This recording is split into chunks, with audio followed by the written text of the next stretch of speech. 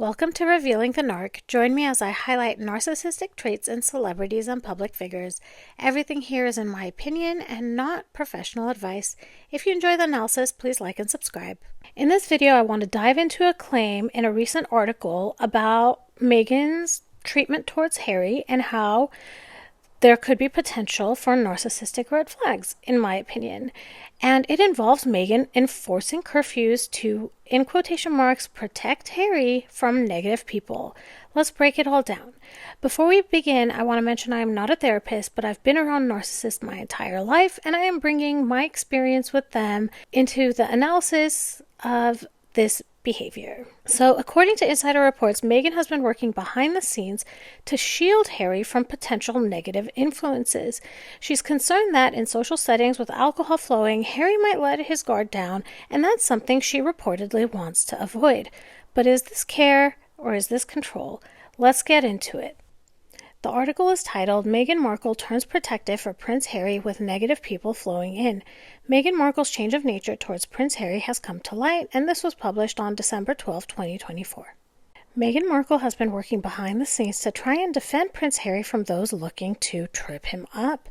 News of this has been shared by an inside source that is close to Heat World, which I don't know what it is. What Heat World is. If any of you know, please drop it in the comments. The insider started the whole conversation by highlighting Meghan's point of view on it all and said, Meghan knows there will always be people looking to trip Harry up. Even if people around him don't have negative motives, the reality is, once the drinks start flowing, everyone's guards come down, including Harry's. Before we get really deep into the analysis, I want to point out how manipulative this is. This is Meghan saying, I know what's better for you.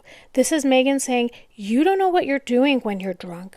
You are easily going to be taken advantage of. I need to protect you from the evil of the world out there, and you need to succumb to my control in order to be safe. And this is my opinion from the outside looking in. I recognize that this article is gossip, but we are using it as a teachable moment to see how narcissists will, the stops they'll pull to control their victims. So that's the last thing Meghan needs to be worrying about, and that can easily be avoided if Harry is tucked up in bed at a reasonable hour.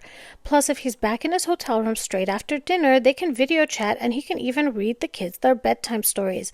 The insider also noted at one point, oh my gosh, this is so... It's the last thing that Meghan needs to worry about, her husband. That's like the last thing. It's so manipulative. And I mean, can't you hear her saying this? Plus, Harry, this is the best for the family. You can read to the children if you're back in your room and tucked in bed. And then you're avoiding all the dangers of being around other people. This is control and manipulation, like to the nth degree, in my opinion. The article continues. He's got a packed schedule while he's working away with early mornings, so for his own sake, getting an early night is best anyway. Before concluding, the source also admitted she'd rather not mandate a curfew, but it does make her feel a lot better, so she doesn't see why there should be any issues with it. She's going to stick to her guns. After all, it's her marriage and no one else's business. You guys, is this article for real? Okay, I admit I skimmed through it. I didn't read the whole thing. But what in the world? Meghan doesn't know her behavior is outrageous and she's trying to control him.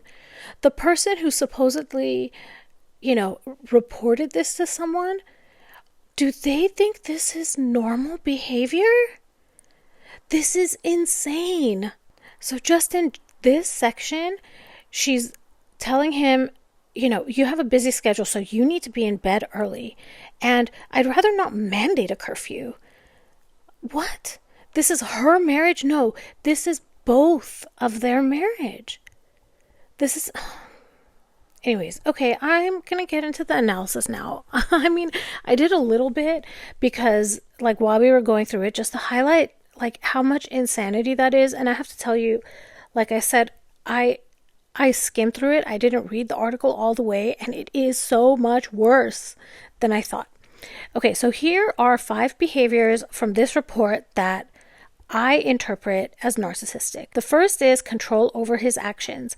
Meghan prefers that Harry return to his hotel room early after events to avoid risks and maintain focus. Insisting on managing his schedule, enforcing early bedtimes, and limiting social interactions reflects her need for control over his behavior. While on the outside it could look like care or it's disguised as care, it is control over his independence to manage potential risks and maintain a structured image. She is not physically there to control him, so she is using these methods to be able to control him. The second thing that I see is that she is fearful of outside influences. Her alleged concern about others tripping him up, in quotation marks, reflect isolation tactics. She is isolating Harry from outside perspective that would challenge her authority or narrative. Her alleged concern about negative people undermining Harry suggests efforts to isolate him from external relationships that would challenge her influence or their shared narrative. There's also a little bit of image management that's happening here. Ensuring that Harry stays composed in public situations might point to a focus on their shared reputation. Worrying about Harry letting his guard down suggests an emphasis on maintaining a polished public image. Ensuring that Harry avoids situations where his, in quotations, guard might drop aligns with an emphasis on public perception and protecting the couple's curated image, which we know Meghan is absolutely obsessed with their public image. So this is another method of her trying to control that. The fourth thing that I see here that's like a narcissistic sign is superiority in decisions. Framing her approach as this is what's best for you, Harry, regardless of any differing opinions. The belief that her approach is the only way to manage Harry's life is a self-centered perspective. Meghan's belief that her approach, setting curfews and avoiding potential issues, is the best option indicates her tendency to prioritize her perspective over others. And finally, these are rules that are framed as love. Enforcing curfews as, in quotation marks, marriage care blur the lines between genuine concern and overreach. Enforcing rules for personal comfort reflect prioritizing her needs over Harry's autonomy. She justifies the rules of curfews under the guise of care for Harry's well-being, but it's actually trying to mask her control with affection, prioritizing her comfort over his autonomy. So in my opinion, these 5 things, control over his actions, fear of outside influences, image management, superiority in decisions, and rules framed as love, are patterns that align with narcissistic tendencies. So what do you think? Is this concern for Harry, or is it an attempt to control him? Let me know in the comments what you think. If you feel comfortable sharing any experience that you've had, please feel free to drop that in the comments. To me, this article is an entire red flag. I mean, anybody who is Harry's associate or Harry's friends, if they read this, they should be really scared for him. I would be very scared for my loved one if I heard that their partner is speaking in this way, trying to control and manipulate under the guise of, this is what's best for you. I know what's best for you. So you need to be sitting in your gilded cage. Or I don't know if that's even the right phrase, but you know what I mean. It makes me very, very nervous reading this article. This is very, very, very bad. I'm interested to know in how you all feel about this. Please drop it in the comments. Sorry if I went a little bit overboard and emotional about it, but it's incredibly concerning, and it is very, reminiscent of patterns I've lived before and I've seen other people live before, and it's just really, really bad. So if this was interesting to you, please like and subscribe. Please share it with your friends. And I appreciate you all. I can't wait to talk to you all soon. Goodbye.